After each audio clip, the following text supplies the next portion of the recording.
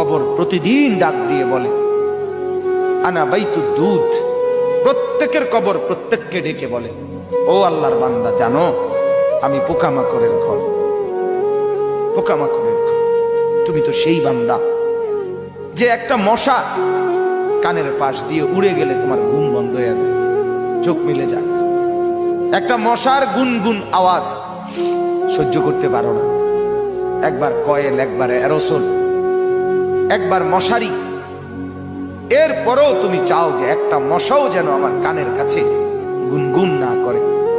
তো 5 ঘন্টার ঘুমের জন্য, 6 ঘন্টার ঘুমের জন্য বান্দা এই যত্ন নিলা, অনন্তকাল কিংবা বছরের পর বছর কবরের যে ঘুম দিবা, পড়ে থাকবা সেই ঘরে, পোকা মাকড়ের ঘর, সেই ঘরে তুমি ঘুমাইবা কেমনে, থাকবা কি?